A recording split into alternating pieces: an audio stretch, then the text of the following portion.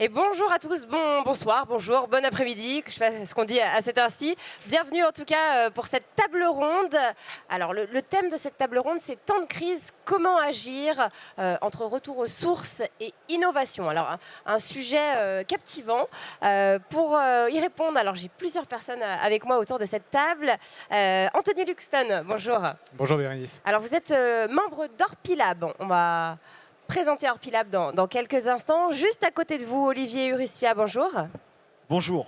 Alors vous êtes délégué général de la FCA qui est... La Fédération du commerce coopératif et associé dont Orpi est membre. Voilà.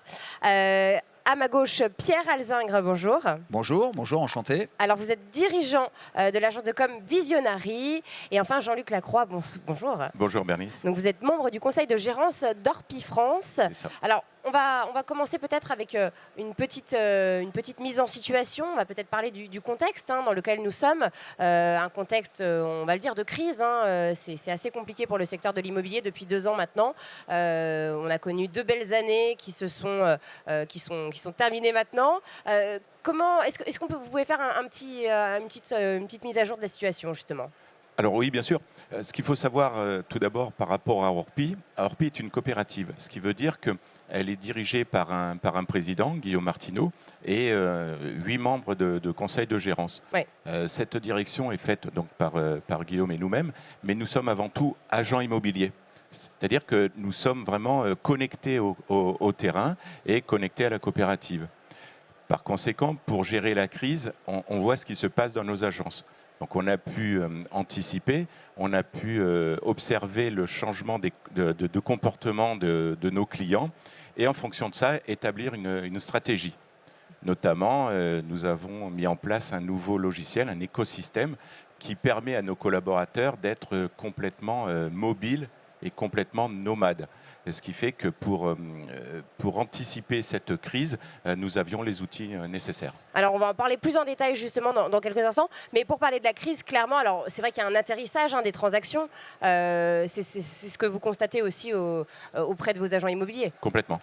Complètement, depuis le mois de mai, on s'aperçoit, en tout cas chez Orpi, on reprend à peu près 1 point par mois sur nos parts de marché et on va finir 2024 à peu près comme 2023.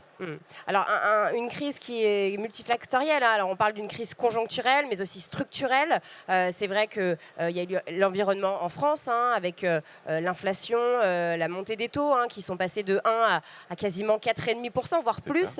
Un gouvernement inexistant pendant quelques temps. Oui, c'est vrai qu'un gouvernement inexistant. Voilà, il y a eu le pouvoir d'achat des Français qui a été grignoté, beaucoup d'attentisme de la part des acheteurs, des acquéreurs. Ouais. Tout ça, ça a grippé le marché. On parle d'une reprise toute douce, un peu fragile. On en discutera aussi. En tout cas, voilà. Il y a une crise. Vous parliez du modèle coopératif.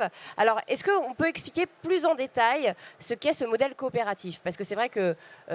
On peut. Alors, c'est vous l'expert du modèle coopératif. Les gens derrière font beaucoup de bruit, il faudrait leur demander de se taire. Non, je le dis en rigolant. Mais oui, le modèle coopératif, c'est un modèle d'abord qui existe depuis 150 ans maintenant, en France, mais pas seulement, dans nombreux pays autour de nous, notamment les États-Unis, contrairement à ce qu'on pense très, très souvent. Et le modèle coopératif a une particularité dans son organisation, dans sa structure, c'est qu'en fait, c'est une société de services qui est créée pour et par les utilisateurs et les propriétaires, qui sont les mêmes personnes en fait, c'est-à-dire les coopérateurs, les associés ou les adhérents, comme on veut les appeler, du réseau qui constitue l'enseigne. C'est-à-dire qu'en fait, chez Orpi, par exemple, la coopérative est créée par les agents immobiliers associés, qui s'associent entre eux pour mutualiser, pour créer une société ça, il y a une mutualisation en fait. De besoins et de services, en mutualisant leurs ressources. Et donc, ils vont être non seulement les co-détenteurs, les copropriétaires de la coopérative, mais également les utilisateurs de cette même coopérative. L'intérêt et l'originalité de cela, c'est que ça garantit l'indépendance des associés, en même temps que ça leur permet effectivement de capitaliser sur les moyens de chacun pour être plus forts ensemble. Et enfin, ça leur permet de garder la main sur l'outil qui est en fait la coopérative. C'est-à-dire qu'ils en sont, encore une fois, les décideurs. Alors vous qui êtes un expert justement, qu'est-ce que ça change en tant que crise de faire partie d'une coopérative comme Orpi, par exemple? Beaucoup de choses. Je pense qu'il aurait fallu inviter quelqu'un, par exemple, qui est, je dirais, sur un secteur d'activité comme l'immobilier totalement isolé, et donc à son compte, comme c'est le cas des associés du réseau Orpi, mais cette fois-ci hors réseau, et lui demander ce que ça lui fait de traverser toutes les crises politiques, sociales, économiques, géopolitiques, environnementales, en étant absolument tout seul, livré à lui-même.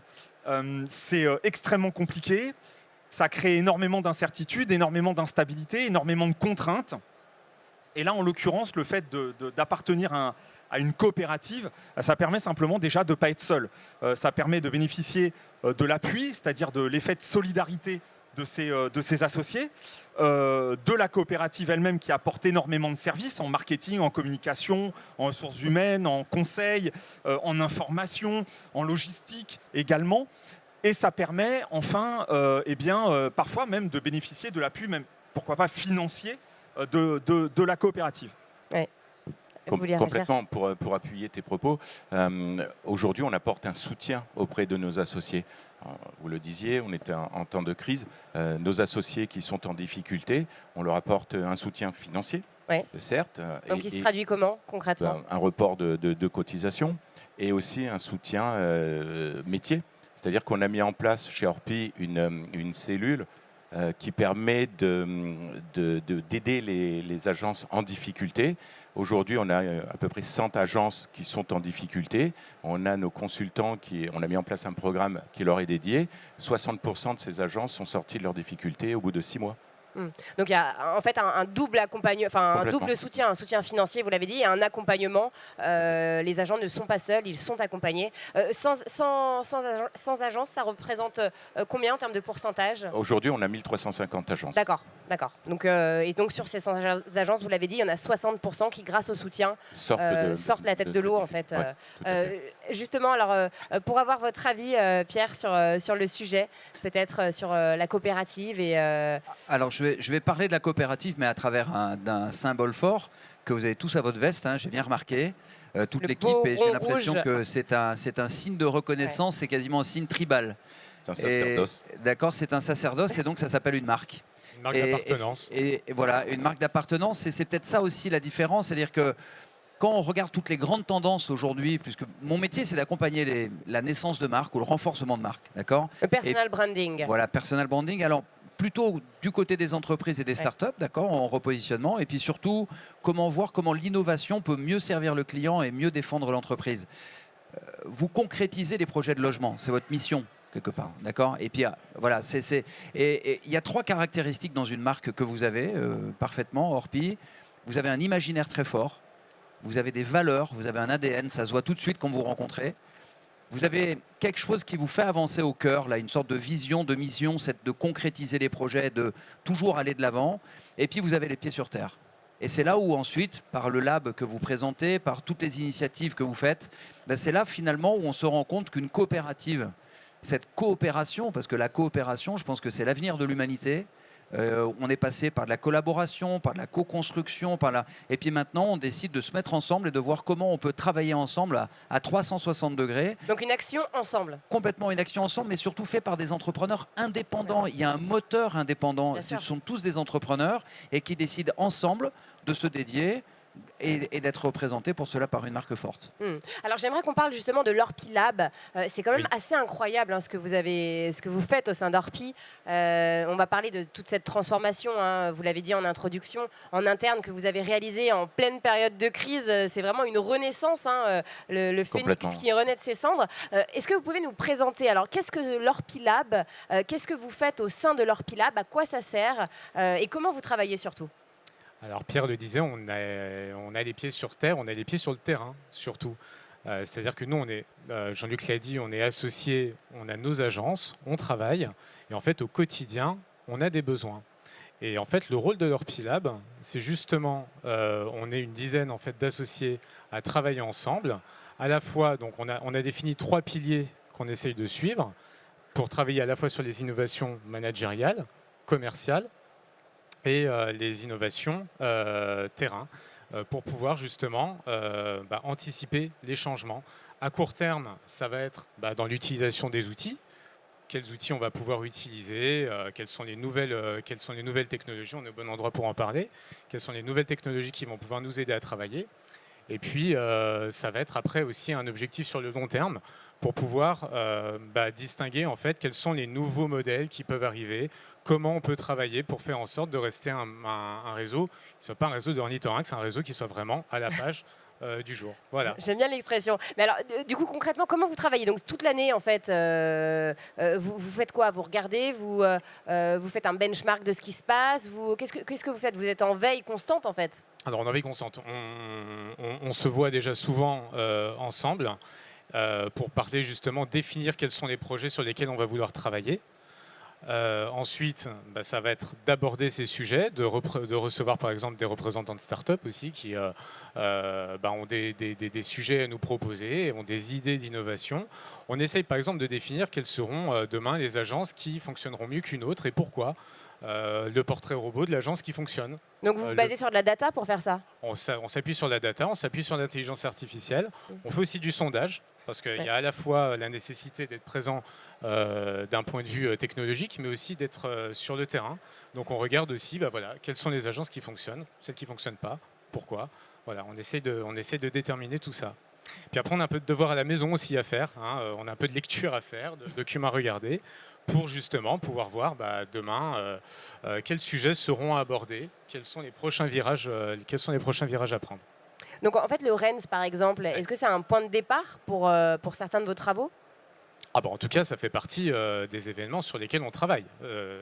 C'est un point de départ. À partir du moment où on va rencontrer effectivement des prestataires qui vont pouvoir nous aborder avec une problématique qui répond, plutôt une solution qui répond à une problématique. Donc ça sera le point de départ. Si après, derrière, on continue avec eux, ça s'inscrit sur une année entière. On a vraiment des sujets qui viennent régulièrement. Vous venez dénicher des pépites. Vous voulez rebondir, Oui, concrètement, Orpi va lancer un nouveau produit. Pour le mettre en place, le lab l'a élaboré pendant 6 mois. Il a bien étudié avec un benchmark, encore une fois, ce sont des associés, donc est-ce que ça peut correspondre à mon agence ou pas? 6 mois après, ça a été mis à l'exploitation, encore 6 mois. On va le lancer et on va avoir une phase test de 6 mois. C'est-à-dire qu'en 18 mois, on est capable, grâce au lab, de sortir un projet. C'est incroyable. J'aimerais avoir votre avis là-dessus, justement, Olivier, sur, encore une fois, ce modèle de coopérative. C'est vrai qu'on voit à quel point ça fonctionne hyper bien, en tout cas chez Orpi. Est-ce que c'est un modèle qui va se répandre de plus en plus? On voit que ça fonctionne. Est-ce que, justement, c'est un peu le modèle de l'avenir? Oui, j'aimerais bien voir le pins à la fin, moi aussi. Voilà, vous en avez recruté un. On te décorera de la Légion. Je veux bien, j'aime bien les médailles. Oui, alors, d'abord, c'est un modèle, je le répète, qui existe depuis 150 ans. J'adore, merci, je le veux. Merci beaucoup, je l'ai. C'est un modèle qui existe depuis 150 ans et encore une fois, dans beaucoup de pays du monde. Et je dois dire d'ailleurs qu'il existe d'autant plus et d'autant mieux dans les pays justement plutôt développés et arrivés à maturité économique, à maturité politique et économique. Ce qui tend à prouver d'abord que c'est un modèle pas seulement du passé historique, de tradition, mais un modèle du présent et surtout un modèle d'avenir.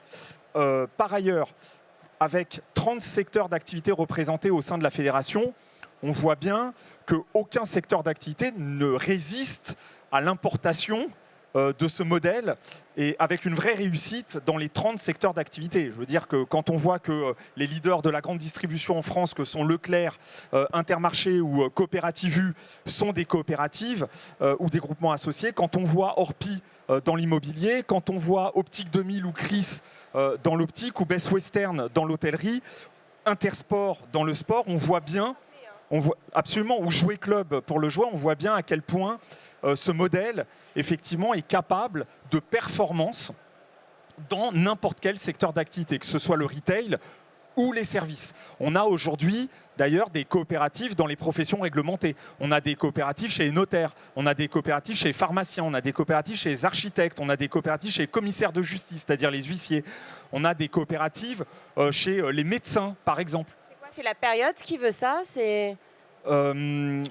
Oui, alors en partie, disons que dans un monde, je ne veux pas tomber sur des poncifs, mais dans un monde qui est de plus en plus complexe sur le plan politique et sur le plan normatif, avec de plus en plus de lois, de règles, etc. à respecter, et donc aussi avec de plus en plus d'instabilité et d'incertitude, il est évident, encore une fois, que de bénéficier de la force du collectif, et ce qui était expliqué ici, par exemple, avec le lab, c'est-à-dire quelque chose qu'on ne pourrait pas faire tout seul, mais qu'on peut faire à plusieurs, c'est-à-dire de réfléchir, d'être dans la prospective, c'est-à-dire dans la projection, évidemment, est quelque chose qui permet d'affronter l'avenir avec, on va dire, pour le coup, un peu plus de sécurité et de certitude.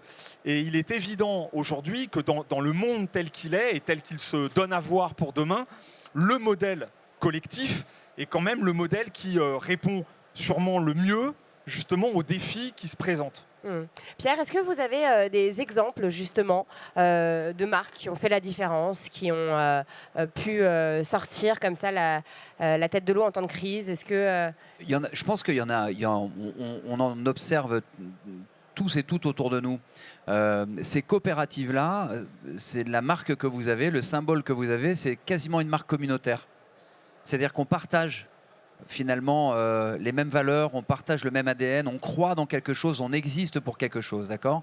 Et c'est vrai que bien souvent, quand je vois, en discutant avec Benjamin, que je remercie encore parce que grâce à lui, je suis avec vous ici, je me dis que finalement, c'est parce que vous mettez toutes ces personnes très diverses, finalement, c'est cette diversité qui fait cette richesse que vous arrivez à trouver des idées. Et on parlait beaucoup de disruption. Je voyais encore une start-up qui s'appelait les disrupteurs de je sais pas quoi. Et c'est peut-être grâce à cette diversité que vous posez la question de et si on faisait quelque chose dans ce sens-là? Et si on faisait quelque chose autrement? Votre métier, finalement, aujourd'hui, c'est peut-être de réfléchir à de nouvelles solutions pour réussir votre mission de coopérateurs finalement et de coopératives. Donc des idées, il y en a plein. On va suivre finalement des grandes tendances.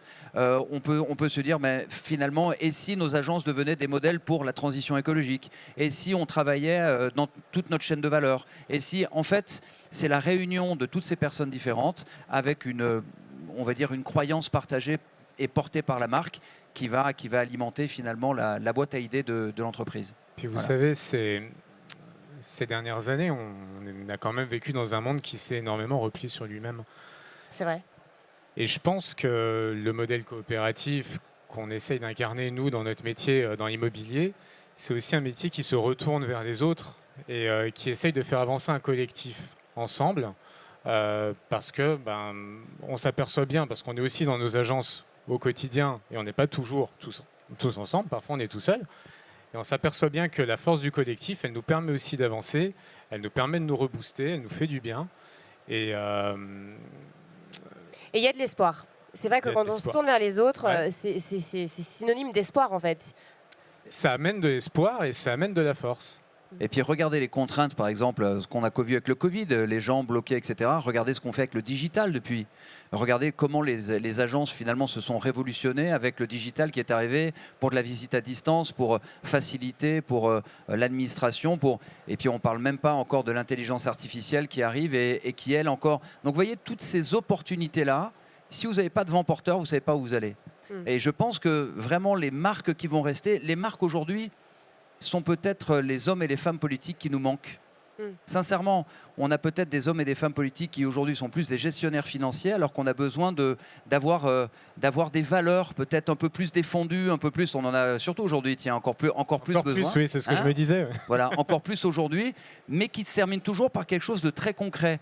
On va vous donner et vous aider à avoir les moyens pour concrétiser ce projet de logement, parce qu'un projet de logement, c'est quand même une tranche de vie sacrément importante, quoi. C'est le projet de vie.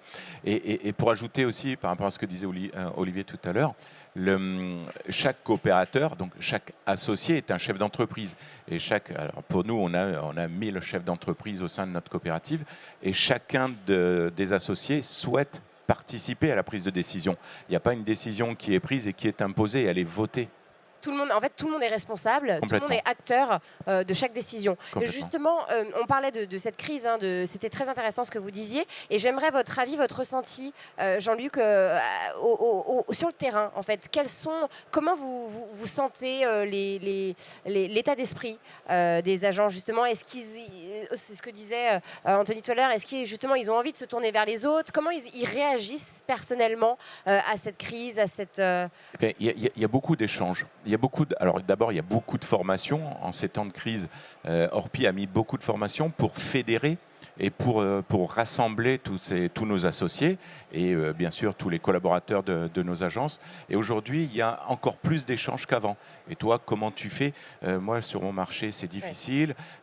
Chacun vraiment apporte à l'autre ses idées. Ses échecs aussi, attention, j'ai fait comme ça ne marche pas, n'y va pas. Ça, je l'ai fait, ça fonctionne. Moi, tout à l'heure, j'ai vu un associé qui m'a amené un mailing, qui m'a dit, regarde, essaye ça, il est en région parisienne, ça fonctionne. Donc moi, je vais l'essayer à Salon de Provence.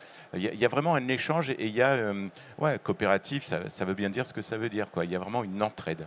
Vous vouliez peut-être rebondir Je voulais dire que la performance qui est celle de très nombreux groupes coopératifs en France ces dernières années, puisque c'est quand même un modèle qui depuis 22 ans, chiffre de l'INSEE à l'appui, surperforme sur la moyenne en fait, de son secteur, c'est-à-dire le retail et les services, n'est pas dû au hasard. Mais comment ça s'explique alors Justement par ce qui est expliqué depuis tout à l'heure, c'est qu'au-delà de la mutualisation qui est une rationalisation, hein, quand on dit on mutualise, c'est aussi de la rationalisation. C'est-à-dire que ce qui me coûterait très cher à titre individuel, voire même qui me serait inaccessible, devient accessible précisément parce que je n'en paye qu'une petite partie alors que je l'utilise pleinement. Ensemble, on est plus fort. Pleinement. Absolument. Mais une autre raison de cette performance avérée, c'est simplement, comme c'est expliqué ici très bien, que la coopérative est totalement fondée sur l'expertise, la pratique du terrain. C'est-à-dire que les dirigeants de la coopérative, ceux qui orientent les projets d'avenir de la coopérative et du métier, sont les mêmes qui exécutent les décisions qui sont prises, parce que, évidemment, les décideurs sont également les praticiens, et ces mêmes décideurs, eux, sont inspirés dans leurs décisions par leur connaissance du terrain, puisque ce sont les mêmes personnes. Je veux dire par là que quand on a des grands groupes qu'on connaît bien en France, qui sont dirigés par, entre guillemets, des technocrates, dont on dit, comme les politiques, qu'ils sont totalement déconnectés du terrain parce qu'ils ne l'ont jamais pratiqué, qu'ils ne connaissent pas le métier, ce qui n'est pas totalement faux, dans les coopératives, ça n'est pas le cas. C'est-à-dire que le président d'Orpi, c'est un chef d'entreprise qui est un agent immobilier qui connaît son métier, qui connaît les agences, qui les pratique, qui en a et qui sait de quoi il parle. Et ça fait toute la différence. Alors justement, on va parler de cette transformation en interne pendant cette période de crise. Comment ça a été décidé déjà ? Eh bien, il fallait que Orpi ait un outil qui s'adapte au changement de comportement des clients, au changement de comportement de nos collaborateurs, puisque aujourd'hui, un conseiller immobilier a besoin d'être complètement mobile, complètement nomade. Et l'outil que nous avions ne le permettait pas. Et il fallait que cet outil, cet écosystème, soit complètement indépendant. C'est-à-dire qu'aujourd'hui, on a une clé d'entrée pour l'ensemble de notre logiciel métier. Grâce à ça, les collaborateurs peuvent faire leur travail directement de chez le client. C'est-à-dire qu'on peut aller chez le client pour faire une estimation et ressortir de ce client avec le mandat et en lui disant même quel est le client qui va visiter son bien par rapport à notre écosystème. Donc nous avons décidé de le mettre en place. Ça a été fait pendant le creux de la vague, pendant en pleine crise. Donc du coup, on n'a pas perdu de business et d'affaires. Et aujourd'hui, où on s'en sort enfin, on a toutes les clés pour réussir. Cet outil est complètement opérationnel. Et comment il est perçu alors en interne ? Alors en interne, ça a été un peu compliqué au départ parce que y avait une migration de plusieurs sortir de sa zone de confort. Eh oui, complètement. Donc le temps de former, on a fait 36 séances de formation. L'ensemble de nos collaborateurs, c'est-à-dire les 8000 collaborateurs, ont été formés. Pas un n'est passé à la trappe. Le taux d'utilisation de cet outil maintenant est de 75%. Et aujourd'hui, la satisfaction commence à être là. Et justement, alors, est-ce que vous allez pousser encore plus loin la machine ? Mais complètement, puisque au quotidien, il y a des améliorations sur cet outil, sur tout l'écosystème et puis sur l'environnement digital. C'est quand même assez incroyable de voir qu'en temps de crise, en fait, vous êtes vraiment doublement sorti, j'ai envie de dire, de votre zone de confort. En fait. Complètement. Et puis ceux qui étaient réfractaires, parce que c'est une population vieillissante, c'est compliqué, on a nos habitudes. Aujourd'hui, nous envoient des messages en disant effectivement, vous aviez raison, fallait le faire. Oui, parce que c'est beaucoup plus fluide, c'est beaucoup plus. Vous l'avez dit, ça apporte un appui. Non négligeable au quotidien. Complètement. Et puis, cet outil est adapté à vraiment cette nouvelle façon de vivre et de faire de la part et des clients, bien sûr, et de nos collaborateurs. Nos collaborateurs sont quand même les colonnes vertébrales de nos agences. Ça, c'est vraiment ce retour sur le terrain, ce terrain qui est toujours omniprésent chez Orpi, dans le lab aussi. C'est quelque chose de primordial. Est-ce que ça nous pousse à avoir les pieds sur terre, à garder les pieds sur terre ? Oui, vous savez, il y a une phrase d'Albert Einstein qui disait que dans les moments de crise, seul le courage et l'innovation ouvraient les chemins nouveaux. Et donc, on est vraiment dans cette période, justement, où on est en période de crise. J'espère qu'on en sort. Et c'est dans cette période-là qu'on a besoin, justement, de se remettre les pieds sur le terrain, comme vous dites. Vous savez, quand ça va bien, on ne se remet pas en question. Quand ça va bien, on suit le courant, les choses se passent et ça se passe très bien. Quand ça va moins bien, c'est là où on se pose des questions, on se demande pourquoi ça ne fonctionne pas et on essaye de trouver des solutions. Donc on essaye de trouver des solutions, je le disais tout à l'heure, à la fois commerciales, techniques, managériales. On se pose plein de questions. Ces questions-là, c'est en essayant d'y répondre qu'on finit par s'améliorer et qu'on en sort renforcé. Et justement, tout le monde partage cet avis, j'imagine, chez Orpi, au sein d'Orpi. Ah ben oui. À partir du moment où on a tous connu à peu près la même période, on a tous suivi des formations, on a fait en sorte justement aussi de se retrouver les uns les autres, de se serrer les coudes. Moi, je suis aussi président d'un groupement avec 40 agences dans la région sud de Paris. On s'est retroussé les manches, on a fait des formations, il a fallu faire des économies, donc on est allé chez les uns, chez les autres pour faire des formations, pour économiser le coût de la salle. Il y a des petites choses comme ça en fait qui permettent justement d'avancer ensemble et puis de faire en sorte que les lendemains soient meilleurs. Ça, on le voit qu'au sein d'une coopérative. Ça n'existe pas dans les autres. En tout cas, ça existe beaucoup moins, c'est sûr. C'est pas la nature de l'organisation ce qu'on appelle les entreprises intégrées, succursalistes, verticales, d'œuvrer de cette façon-là. Il faut dire aussi une chose, pour être très clair, c'est que une des forces économiques de la coopérative, c'est ce que vient d'expliquer Anthony, c'est qu'il y a des salariés dans les agences, pour ce qui est le cas d'Orpi, également au siège, la tête de réseau, c'est-à-dire la coopérative, des permanents qui viennent apporter en complément des chefs d'entreprise leurs compétences dans tous les secteurs d'activité, communication, marketing, digital, etc. Mais il ne faut pas oublier une chose, c'est que comme les chefs d'entreprise sont hyper impliqués également au quotidien dans la conduite des travaux, ce sont autant de gens, il faut le dire, qui prennent sur leur temps de chefs d'entreprise et leur temps libre de vie de famille pour s'impliquer dans la coopérative, dans le collectif, apporter leurs connaissances et leurs compétences, j'ai envie de dire, en faisant économiser à la coopérative aussi, ce que font pas les groupes intégrés, tout un tas de C'est vrai que j'ai oublié de préciser qu'on n'était pas rémunérés. Ne sont pas rémunérés pour faire ça. Malheureusement. C'est important de le préciser. J'en profite pour faire passer le message, le président est pas loin. Je crois que le message est passé. Non, c'est vrai que c'est important de le préciser parce que c'est tout à votre honneur. Vous vouliez réagir, Pierre, justement, je vous ai vu. Oui, parce que quand je vous entends, finalement, moi, je suis très optimiste par rapport à l'année qui vient ou par rapport aux années futures. On est quand même un pays de fonctionnaires, la France. Et je pense que le modèle coopératif, légèrement, mais je pense que le modèle coopératif, c'est vraiment un modèle qui peut vraiment soutenir le développement de l'esprit entrepreneurial en France.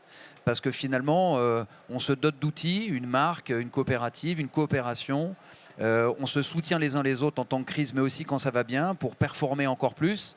Et peut-être que ça, je pense profondément que l'entrepreneur, c'est peut-être le statut qui va nous permettre de passer certaines crises ou certaines transitions. Donc selon vous, ça pousserait, ça donnerait envie en tout cas aux Français peut-être de se bouger un peu, de prendre les choses en main, de devenir entrepreneur. Tout à fait, et peut-être avec un peu... Mais tout en étant encadré en fait. On est à 1 million de créations d'entreprises chaque année depuis maintenant 4-5 ans. Ça y est, la révolution est en marche entre guillemets, même si c'est des micros, etc. Mais il y a cette envie d'entreprendre. Cette envie d'être libre en fait. Voilà, d'être libre, mais le faire en coopération, en coopérative, je pense que ça réduit le risque d'échec. Ouais. Vous repérez beaucoup plus facilement les bons entrepreneurs ou en tout cas les profils à potentiel et peut-être que vous leur donnez encore plus de moyens pour s'exprimer et réussir. Oui, parce qu'au final, il y a tous les avantages. En fait, il y a la liberté, mais en même temps, il y a le soutien. Parce que la liberté, quand on est tout seul en période de crise, on a vu ce que ça donnait. Donc là, il y a le soutien. On n'est pas seul, mais en même temps, on est responsable. On agit ensemble. On est tous égaux. Ouais, et clairement, ce qu'on vit aujourd'hui avec la crise qu'on a vécue aujourd'hui, où ça se sait, où on a ce soutien auprès des associés qui étaient en difficulté, on est sollicité aujourd'hui par de jeunes créateurs des chefs d'entreprise, futurs chefs d'entreprise. On le voit aussi au Rent où on a pas mal de contacts, où ces jeunes créateurs souhaitent adhérer à une coopérative plutôt qu'à une franchise. Ah oui. De par ce soutien, de par cette prise de décision collective et de par cet investissement qu'ils peuvent apporter. Moi, c'était une des raisons de mon choix quand j'ai adhéré au Orpi il y a une vingtaine d'années, un peu moins. C'était le système coopératif. C'est ça qui vous a séduit en fait? Ah mais complètement. Moi, je ne voulais pas d'une franchise. Pourquoi? Parce que je ne voulais pas qu'on m'impose la façon dont je travaillais, parce que je ne voulais pas être gouverné justement par des gens qui ne pratiquent pas le métier que je travaille. Tu l'as dit tout à l'heure, c'est à partir du moment en fait où on travaille au quotidien, on fait notre métier, on essaie de le faire bien, on n'a pas envie que quelqu'un d'autre vienne nous dire en fait justement comment on doit travailler, en tout cas s'il ne connaît pas le métier. Alors on a beaucoup parlé vous vouliez peut-être réagir avant que... Non, mais j'allais être méchant, mais enfin, en même temps, les gens qui me connaissent savent que j'aime l'être. Mais vous êtes piquant. non, mais ce qui est la franchise, au-delà d'offrir un degré d'indépendance, de liberté, de participation, d'implication au projet collectif largement moindre que celui qu'offre la coopérative. Faut aimer aussi payer la dîme et la gabelle quand on est dans la franchise. C'est-à-dire qu'il y a quand même une collecte mensuelle dans la franchise qui n'est pas la même que dans la coopérative, pour la simple et bonne raison que, en gros, la franchise, c'est très bien si vous êtes le franchiseur. C'est moins bien si vous êtes le franchisé. Dans la coopérative, c'est très bien si vous êtes juste un chef d'entreprise indépendant parmi vos pairs. Voilà. Une petite réaction, Pierre? Non, je veux voir acquiescer. C'est très clair. J'ai un de mes meilleurs amis qui vient de rentrer dans le groupement Système U. Voilà, il a un super U et il a racheté un très très beau système. Et il a le soutien de ses pairs, même le soutien financier. Sans ce soutien financier, sans l'entraide, sans tous les stages qu'il avait fait, il n'aurait jamais pu réaliser ce projet-là. Et c'est pour ça que c'est vraiment un modèle qui est, je pense, un des avenirs de l'entrepreneuriat. Alors, on a beaucoup parlé d'innovation, et c'est vrai que c'est important en temps de crise, mais il y a aussi un retour aux fondamentaux qui a été absolument nécessaire. Et ça, on n'en a pas parlé. Alors, c'est quoi, en fait, le retour aux fondamentaux? Qu'est-ce qui s'est dit en interne chez Orpi, justement? Comment ça s'est passé? Chez Orpi, on s'est dit, notamment un de mes collègues, Christophe, qui dit c'est bien, on a lancé un nouvel outil. Et cet outil, qu'est-ce qu'on en fait? Et aujourd'hui, on a mis en place, on est revenu aux fondamentaux et on a mis en place une formation qui va être diligentée. On va faire 80 séances, mettre l'outil au service de la méthode et revenir aux fondamentaux pour que cet outil soit utile et que la méthode fonctionne. Donc en fait, sans méthode, il n'y a pas d'outil.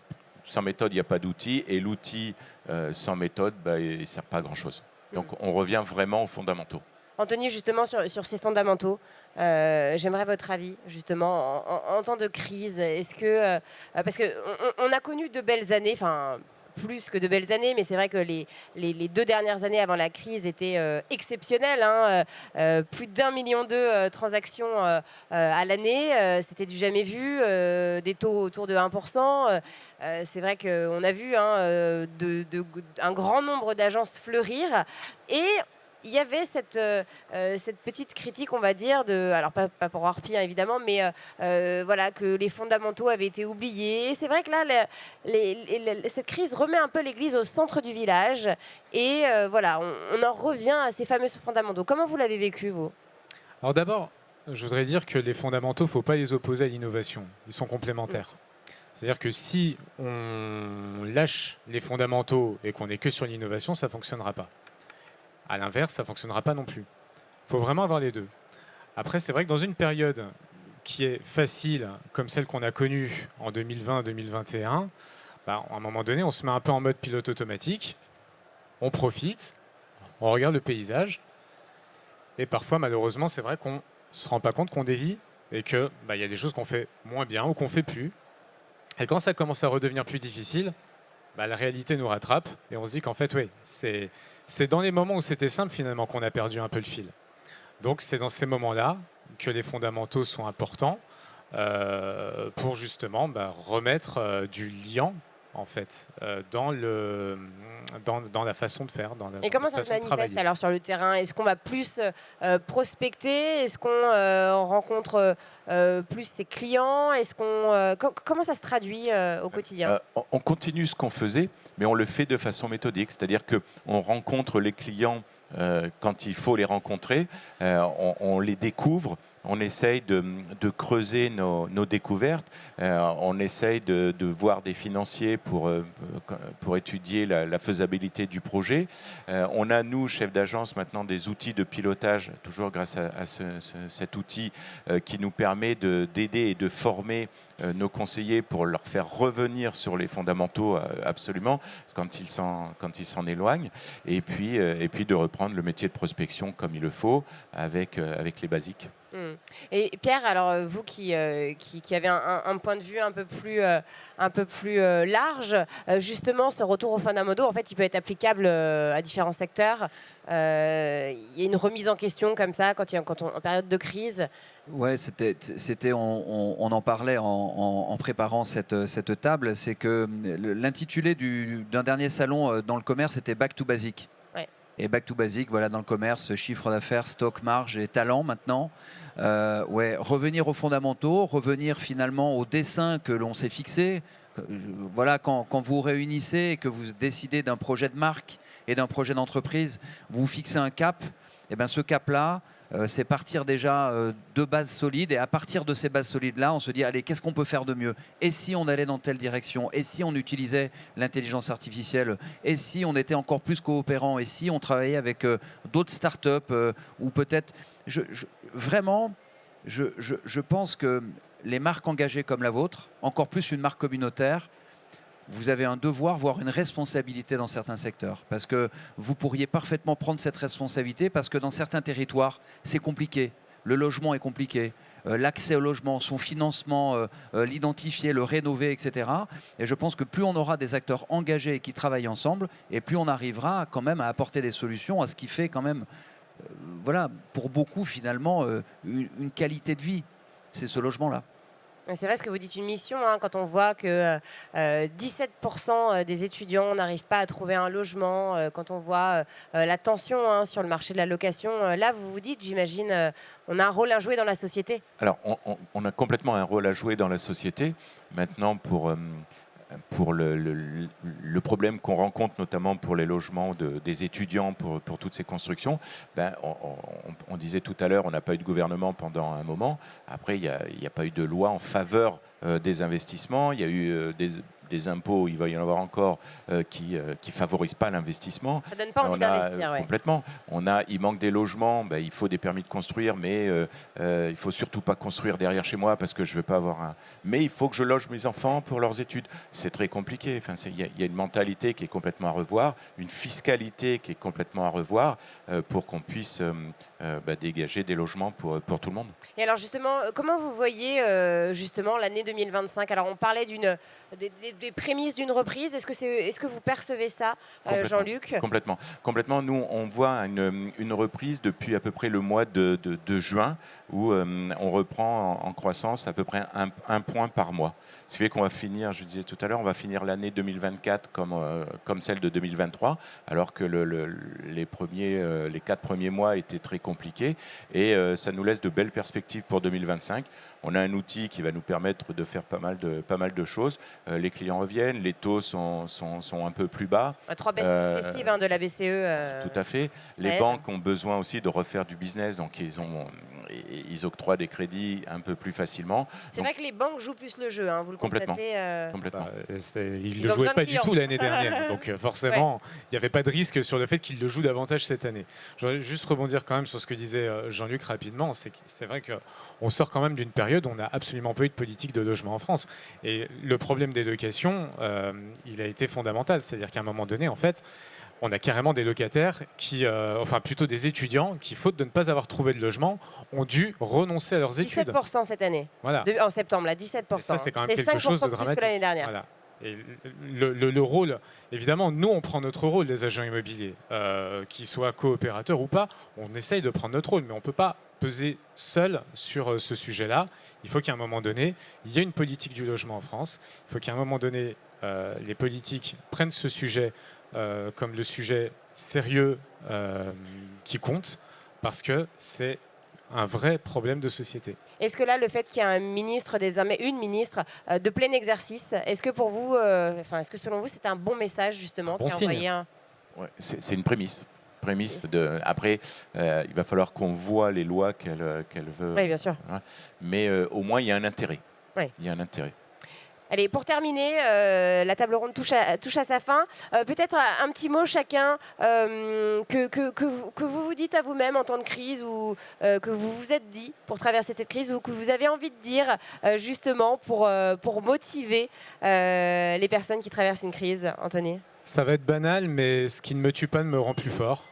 C'est quelque chose que je me dis souvent, que je me suis souvent répété ces derniers mois. Parce que c'est la réalité, en fait. Ça paraît évident comme ça, mais on est là. On a travaillé, on a innové, on s'est remis en question. Et les années qui vont venir seront de meilleures années encore, parce que justement, on sera devenu meilleur. Olivier? J'avais pas préparé cette question de fin, et en plus, Anthony a cité Einstein et maintenant Nietzsche. Et là, je me dis quoi faire. Alors, je vais citer Arsène Wenger, un autre philosophe, un peu plus contemporain. Grand philosophe, qui avait dit à Thierry Henry, j'improvise, et qui avait dit à Thierry Henry un jour à Arsenal, qu'est-ce que tu fais? Et Thierry Henry lui a dit, je suis en train de m'entraîner sur mes points faibles et notamment mon pied gauche. Et Wenger lui a dit, tu vois, tu commets une erreur majeure. Tu perds ton temps et ton énergie pour rien du tout dans la vie. Il ne faut pas travailler ses points faibles, parce que ce ne seront jamais des points forts. Et en travaillant tes points faibles, t'oublies de jouer sur tes points forts, reviens à tes points forts et optimise et capitalise sur tes points forts. C'est le retour aux fondamentaux. Voilà. Ne jamais oublier effectivement les fondamentaux, c'est-à-dire les valeurs, le métier, l'expertise métier. Et l'innovation vient derrière comme un outil supplémentaire, mais au service de ces fondamentaux. Pierre, même question pour traverser une crise. Complètement d'accord. Nous, on appelle ça être meilleur chacun pour être plus fort ensemble. En gros, il faut donner énormément de moyens à Olivier pour qu'il aille à Bercy, pour qu'il aille voir les ministres et qu'il défende la cause des entrepreneurs en coopérative. Et ça, c'est peut-être très important, c'est de faire comprendre à nos ministres et à nos gouvernants que l'entrepreneur a un rôle à jouer et qu'il prend ses responsabilités. Et Jean-Luc, on terminera par vous. Moi, je dirais, et tu l'as dit quand on a préparé cette table, aujourd'hui, on sera toujours en crise. Donc maintenant, il faut travailler et puis surmonter ces crises. On a été habitué à des belles années où Anthony le disait, où je vais exagérer en disant on faisait rien et puis le travail se faisait. Aujourd'hui, il faut travailler. Il faut travailler et puis il faut être méthodique, il faut être rigoureux et ça fonctionne. Voilà, il n'y a pas de secret.